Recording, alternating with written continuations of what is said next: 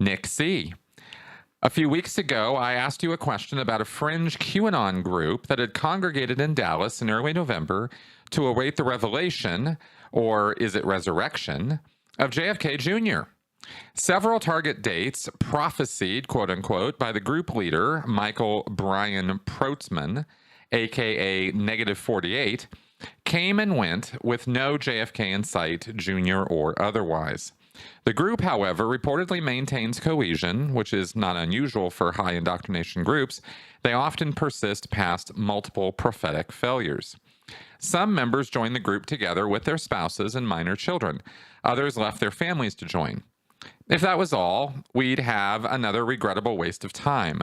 In late December, however, there were press reports about members discussing suicide as a way to some nebulous next stage, as well as about members ingesting toxic chemicals. This has some truly troubling points of similarity with Heaven's Gate. Do you think we may be heading for a loss of life situation?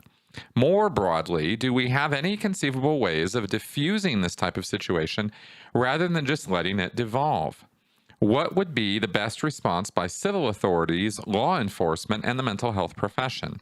I'd ask how likely we are to see such a response, but I think you and I are equally pessimistic about this.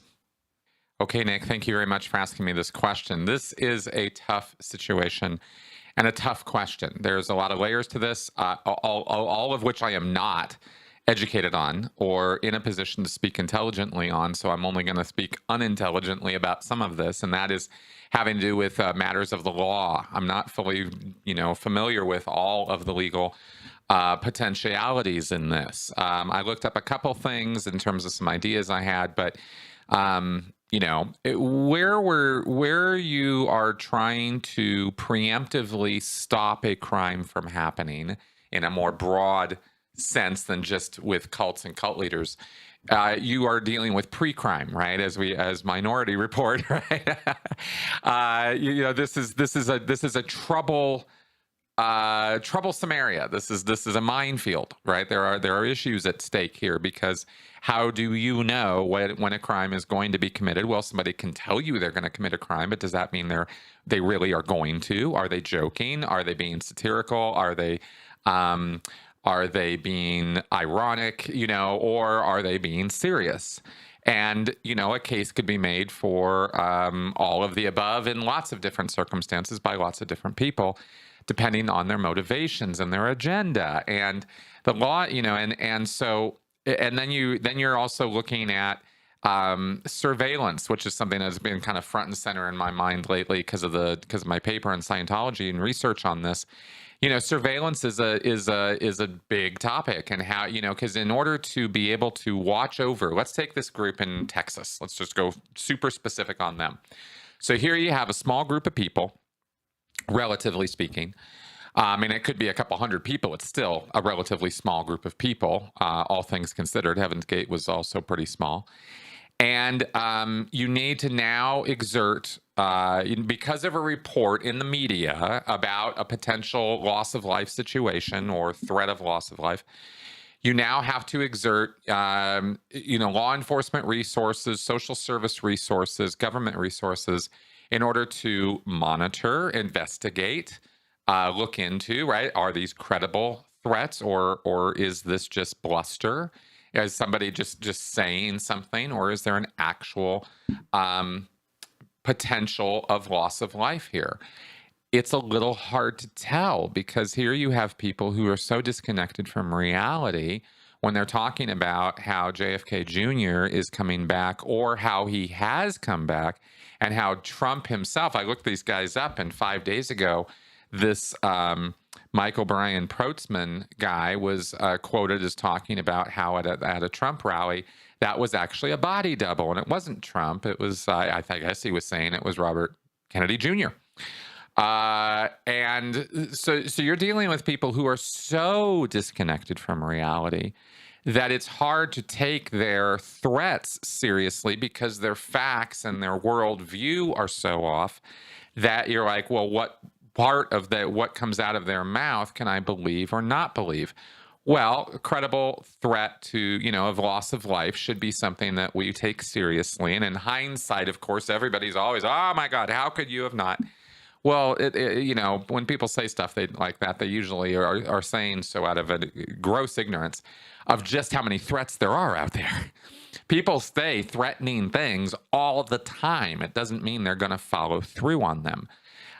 So how do you know when they're going to and when they're not? These are very, very troublesome things. So you need to investigate. You need to invest resources, and it's not just law enforcement resources. It's also ideally social services and mental health professionals, as you mentioned in your question.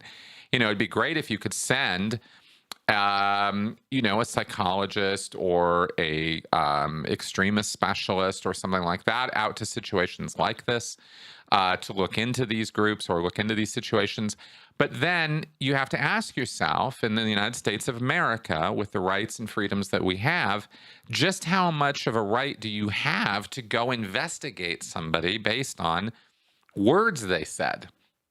How credible can you take that threat?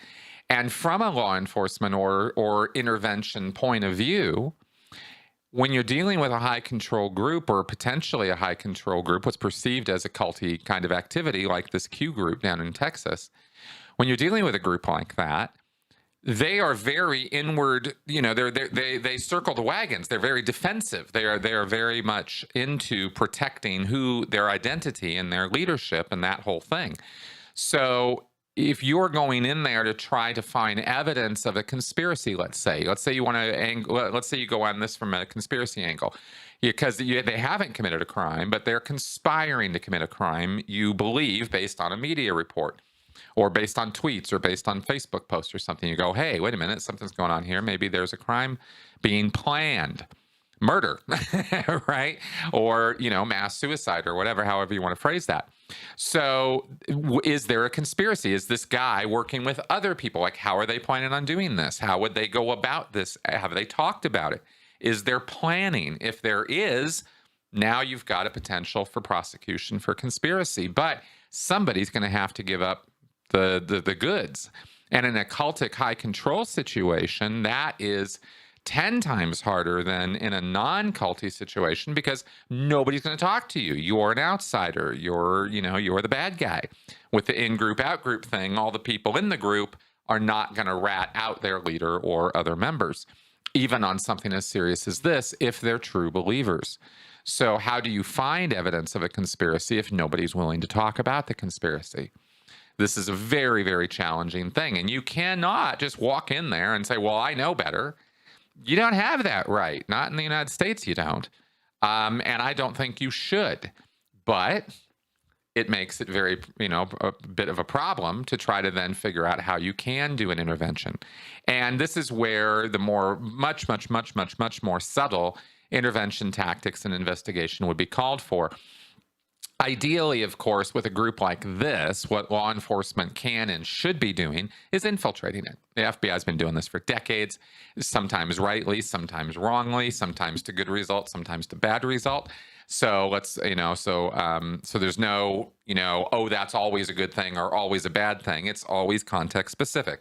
And in this particular case with this group down in Texas, they should be looked into. Now, I don't think the FBI has jurisdiction here. They are a local activity in Dallas. There's no federal crimes that I'm aware of going on there. It would be a local matter. I looked into the laws down in Texas a little tiny bit, and they don't have coercive control laws down there. And if they and coercive control laws are all about domestic violence and controlling that anyway. So there's really no anti-cult law that you can use. You can't keep people from collecting together, from banding together and making a group, right? It's actually in our Bill of Rights that they get to do that. So anyway, you'd have to go in and find some evidence of this conspiracy, and that's where that's probably the most likely way to do it, would be to infiltrate. Does Dallas police have the ability to do that, the resources to do that, the will to do that, and the know-how to do that? I don't know. I don't know anything about Dallas's law enforcement situation down there. Does Dallas's social services or mental health professionals know anything about this, or know enough about this to go in and ask questions, do assessments, check things out? Can you compel people to be interviewed by government employees or social services? Could you send child protective services in there and see if that might be an angle of approach? If there are children involved, could the children be interviewed? Could you ask them what sort of things they've seen and heard? Very, very difficult, because again, you have to have probable cause. You have to be able to show that to a judge, or somehow or another be able to enforce your will to go in and investigate that. And then when you're talking to kids, you got to make sure you're not asking any leading questions. Big, huge problem with kids. Actually, with anybody, right? But especially with kids. So you can see just in what I'm talking about here, the layers of difficulty connected with looking into this. People think it's, just send some cops down there and bust them. No, it doesn't work that way.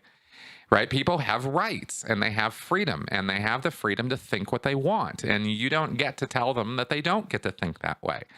But if they're committing a crime, that's when we get to intervene. But proving that crime, like I said, is difficult. Now, in terms of diffusing a situation like that or something, yeah, there are other methods or ways of intervening which are not like enforcement, like going in there and knocking on doors and pounding down things and telling people what they're going to do. You'd have to somehow, I don't know exactly how you would do this. You'd have to actually draw up some kind of a plan. But if I were like a mental health specialist or social services professional in Dallas, let's say, and I was tasked with, okay, look into this group, see what's going on. Is this a credible threat or not, right? Yeah, I would not be able to do that without talking to those people or observing them closely, in some fashion. So some kind of an investigation would need to be launched. And preferably be this sort of, sort of non-antagonistic, non-hostile kind of investigation or intervention, right? Where you might... you might investigate using family or friends of the people who are there. Like, you'd have to get their names somehow. You'd have to find out who these people are. Contact, what do we know about this? What are they communicating to you guys about this?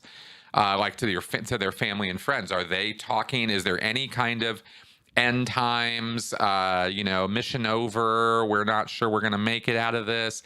Any kind of communications like that. In other words, it would take, a lot of work to look into all that and figure that out. And that's just for this one small group making these potentially credible threats of suicide, mass suicide, right? How many groups are out there with indications of criminal or potentially criminal activity?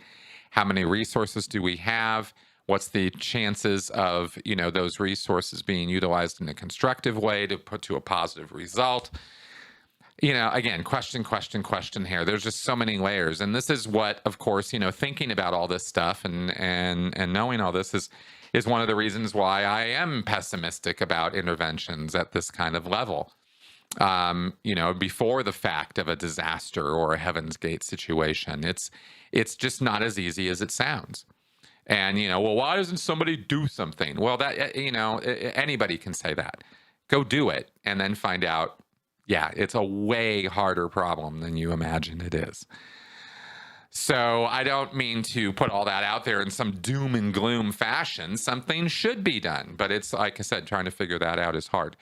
Now, all of this is just kind of within the best of my limited, and I do mean very limited, knowledge about how governments and institutions and social services and law enforcement work. I'm not intimately connected with any of these activities. I've only seen them and studied them from afar, so I can only comment on them to that degree. And it's entirely possible, in all of this pessimism and voiced, frustration that you hear from me here, that I'm completely missing the boat, that there are key things I do not know anything about that might be very valuable avenues of approach or how to deal with this. But you asked, that's my best answer. It's not a great one, I admit that. And but that's all I've got for you. And I didn't want to just ignore it because it's an important question and it deserves a good answer. I wish I had a better one for you.